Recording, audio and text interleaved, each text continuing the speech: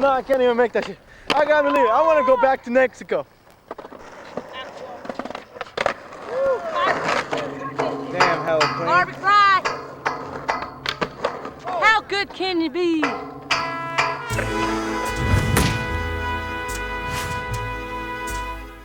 So what's the difference between a mellow skate spot that you skate on the daily and a global legendary skate destination that every skateboarder must visit before they quit skating and or die?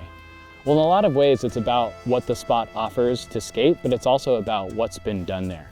And if you think of legendary skate spots through skateboarding's history, you'll see that it's this weird mixture of a place to skate flat ground and just chill at with your friends, often in a beautiful setting or in the middle of a city, or it's a spot that has the potential to kill you with what it offers as a skate spot. And I'm not saying that Fort Miley is the best example of this, but I'm going to argue that this spot, found here in Land's End and Point Lobos on the tip of San Francisco's peninsula, is the most legendary and quite possibly the oldest set of concrete hips and banks in the world that have been continually skated. Fort Miley's Battery Chester, which is the official name of this legendary skate spot, was built between 1899 and 1903 as part of this effort to bolster nationwide defenses, particularly along the coast, in preparation for modern warfare. And the places where you see the majority of these new modern military forts and batteries being built were New York City and San Francisco, the two most important coastal cities in the United States from a military standpoint. San Francisco, with its strategic position on the Pacific Rim, was a stronghold for US imperialism at the turn of the 19th to the 20th century. So these forts were hunkered down and built into the hillside, facing the bay and the coastline along San Francisco. And this is one of 24 potentially skatable forts all throughout the area.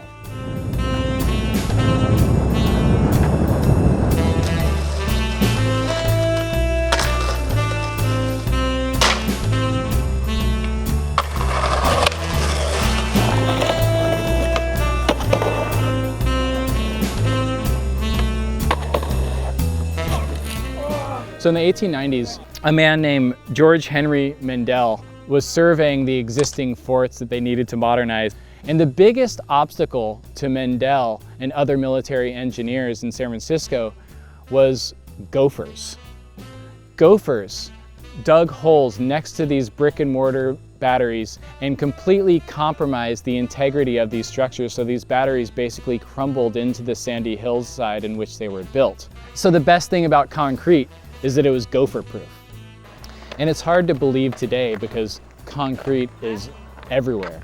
But in the 1890s, concrete was seen as this radically new industrial material. And the reason why San Francisco is such an appealing place for skateboarders is because it's literally covered in concrete. It is a concrete jungle. The steepest hills are concrete, not asphalt. Every inch of skatable surface on the sidewalk is concrete.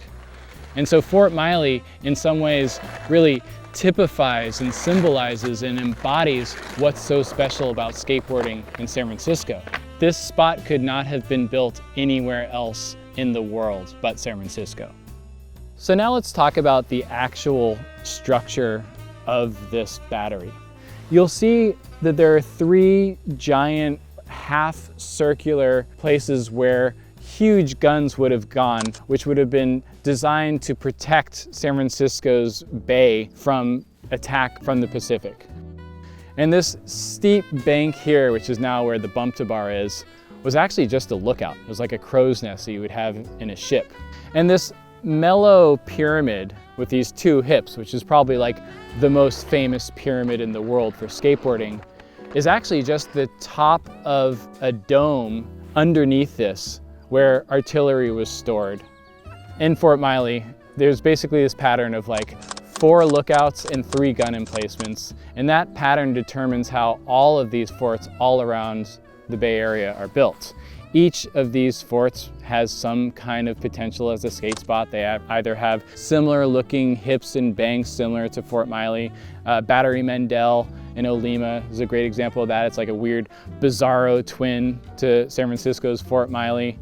But all of these forts were basically built around the same time, and all of them, to my mind, constitute the first concrete banks that have been skated since the early 1980s, maybe even the 70s in skateboarding. And despite the fact that these were, at the time of their construction, the most technologically advanced batteries and forts in the world, they were quickly deemed obsolete within a few decades. These were designed for naval warfare, but after World War I, when there was more of an air force and there was more aerial warfare, these hunkered down concrete bunkers were obviously visible from the sky. And so by World War II, most of these forts were decommissioned and abandoned, which also led to them becoming skate spots by the late 1970s. And when you see early photos of people skating here, like Tommy Guerrero's fast plant over the hip, you'll notice that there aren't any bars here. And you have to just imagine how incredibly gnarly it was to skate this spot where you're coming off of these banks, which are a new obstacle, and you have the potential to fall 40 feet to your certain demise on either end of the bank. One of the next steps in technical street skating and doing flip tricks on flat was taking it over a hip. And this is why in the early 90s in San Francisco, Fort Miley gained new relevance.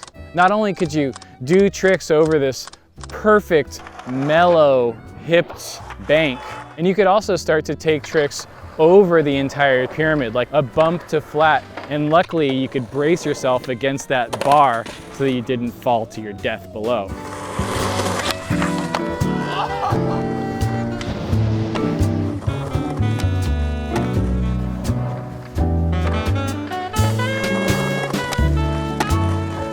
And in the FTC book, Mike Carroll and Rick Ibiceta and Javante Turner all talk about, having days where they would start out their day skating Fort Miley on the further northwestmost tip of San Francisco, and then skate the Richmond and skate all the way down to end up at Embarcadero at the end of the day. What an incredible set of legendary spaces and surfaces for San Francisco skaters to be able to experience at that time.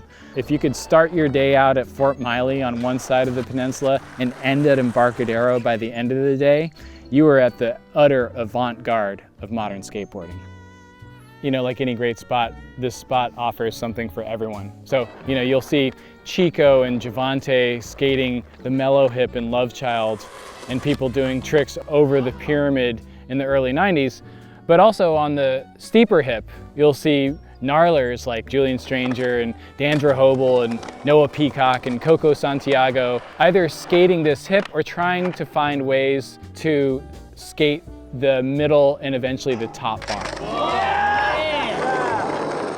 Cardiel is the first to ollie the top bar. Phil Shao is the first to 5-0 the top bar in the mid 90s, like 96 I think.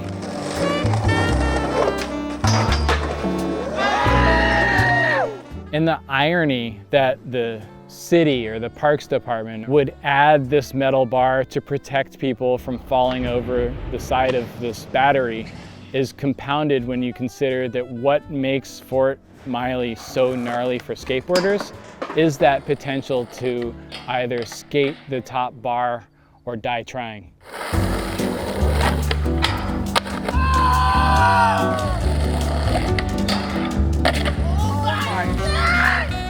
So even before Phil Shao 5-0'd the top bar from this hip, people were starting to skate this middle bar like a bank to bar from the mid 90s onwards.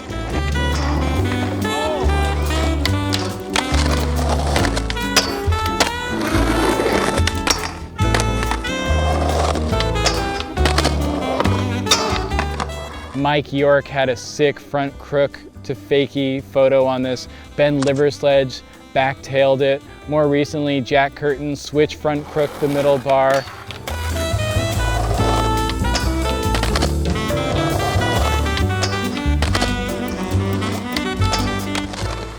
Dennis Busenitz, who skates this place like no one else. 50-50 the flat bar, gap to 50-50 the slanted bar. And he also hippie jumped through the corner, letting his board pass over the little crow's nest behind the bar back into the bank.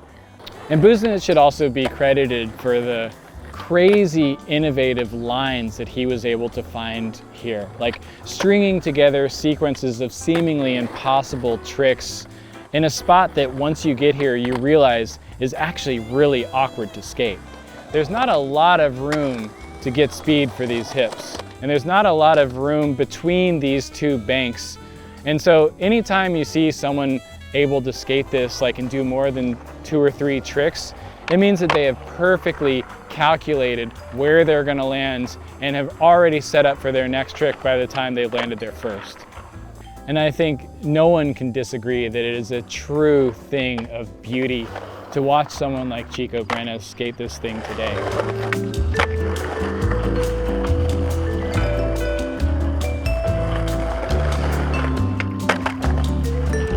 So to get back to my earlier question about what it is that makes one spot more important or more legendary than another, it's partly about what's been done here. It's partly about this feeling of skate heritage and nostalgia that you might feel when you come to a place like this.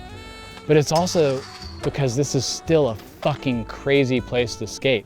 And so this bank to bar is still just as gnarly as it has always been for people to skate.